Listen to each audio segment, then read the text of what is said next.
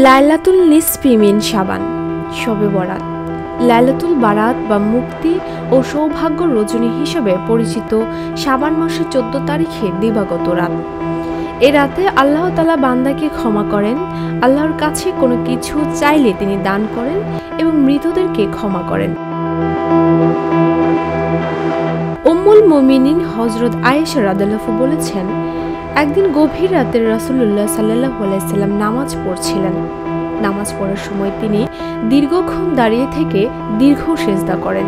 এভাবে দীর্ঘ সেজদা করতে দেখে হযরত আয়েশা রাদিয়াল্লাহুর ধারণা হয় রাসূলুল্লাহ সাল্লাল্লাহু আলাইহি সাল্লাম হয়তো নামাজ পড়তে গিয়ে ইন্তেকাল করেছেন। হযরত আয়েশা রাদিয়াল্লাহু তখন তার সন্দেহ দূর করার জন্য রাসূলুল্লাহ সাল্লাল্লাহু আলাইহি সাল্লামের বৃদ্ধাঙ্গুলটি ধরে নাড়া দেন। তাতে রাসূলুল্লাহ সাল্লাল্লাহু আলাইহি সাল্লাম আঙ্গুল নাড়িয়ে সাড়া দেন।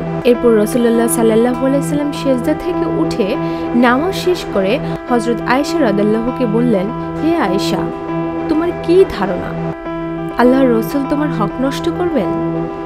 হযরত আয়েশা রাদিয়াল্লাহু তখন ছিল, আপনি হয়তো ইন্তেকাল করেছেন, তাই আমি আমার সন্দেহ মেটানোর জন্য আপনার আঙ্গুল নেড়ে আপনাকে পরীক্ষা করে দেখছিলাম আপনি জীবিত আছেন কিনা। নবীজি তখন আয়েশা রাদিয়াল্লাহুকে জিজ্ঞেস করেন, তুমি কি জানো আজকের রাতটি কি রাত?